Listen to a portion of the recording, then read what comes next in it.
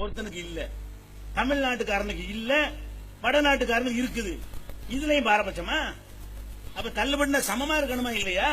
இன்னும் சொல்ல போனா ஒரு கடன் பட்டவர்களுக்கு ஒரு பார்வை இஸ்லாத்தில் இருக்குங்க. நல்லா கவனிங்க. இப்ப நபிகள் நாயகம் ஸல்லல்லாஹு அலைஹி வஸல்லம் பள்ளியில் இருக்கிறாங்க. ரெண்டு பேர் பயங்கரமா சண்டை போட்டுருக்காங்க வெளியில, பள்ளிவாசலுக்கு வெளியில பயங்கர சண்டை.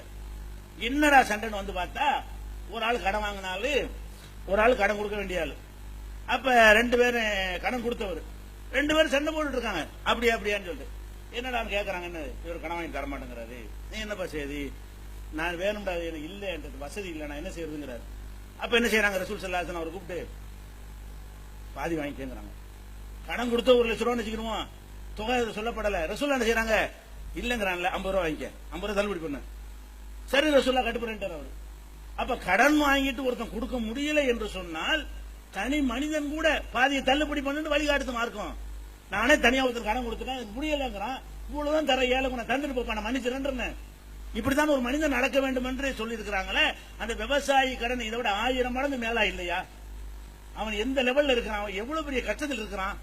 அப்ப இதையே நம்ம எல்லாருடைய எங்களுடைய பணம் தானே தள்ளுபடி பண்ணு, எங்கள் மக்களுடைய வரி பணத்தை மல்லையாவுக்கு பண்றது போல எங்க விவசாயிக்கு பண்ணு அப்படின்னு கேட்கற அநியாயம் இருக்குது. அப்ப வாங்கின கடனை கொடுத்தாவனுங்கெல்லாம் சட்டம் கிடையாது. யாருக்கு? வச்சுக்கிட்டு வஞ்சகம் பண்றவனுக்கு உள்ள சட்டம் அது. இல்லையா, கொடுக்க ஏழையா, தள்ளுபடி பண்ணு, தனி நபரும் தள்ளுபடி பண்ணு, அரசாங்கமும் தள்ளுபடி பண்ணு. இன்னும் சொல்ல போனா அவனுக்கு அநீதி ரொம்ப இழைச்சிருக்கிறீங்க விவசாயிக்கு. மத்திய மாநில அரசாங்கம் சேர்ந்து நெல்ல இருந்து கரும்புல இருந்து எல்லாத்தையும் அநியாய அடிமாட்டு விலைக்கு வாங்கி அவனை சுரண்டி கொண்டிருக்கிறீர்கள். அப்ப அந்த மாதிரியான ஒரு தீர்வை இஸ்லாமிய ஆட்சி இங்க இருக்குமையானால் 5 நிமிஷத்துல முடிகிற விஷயம் இது. இஸ்லாமிய அரசாங்கம் டெல்லியில உட்கார்ந்து இருந்தால் 5 நிமிஷத்துல தீர்வு. விவசாயி டெல்லிக்கே போக மாட்டான், தனி பிளைட்ல அனுப்பி வச்சிருப்பாங்க, தள்ளுபடி ஓடி போய் இறங்கிண்டு. இன்னைக்கு இவ்வளவுக்கும் அசையாத, சந்திக்க கூட மறுக்கக்கூடிய நிலையெல்லாம் பார்க்கிறோம். இப்படி நிறைய பிரச்சனைகள், நவீன பிரச்சனைகள் தான் முக்கியம். நிறைய சொல்ல வேண்டிய விஷயம் இருக்குது. ஒரு விவசாயத்தோட பஞ்சாயத்து முடிஞ்சு போச்சு, நேரம் வருது. அதனால இந்த மாதிரியாக நபிகள் நாயகம் ஸல்லல்லாஹு அலைஹி வஸல்லம் காட்டிய வழிமுறை, இப்ப தண்ணி பிரச்சனை இருக்கு, குடிநீர் பிரச்சனை இருக்கு, எதை எடுத்துக்கிறீங்களேன், அழகான வழிகாட்டுதல் இஸ்லாத்தில் இருக்குது, நபிகள் நாயகம் சொன்ன போதனையில் இருக்குது.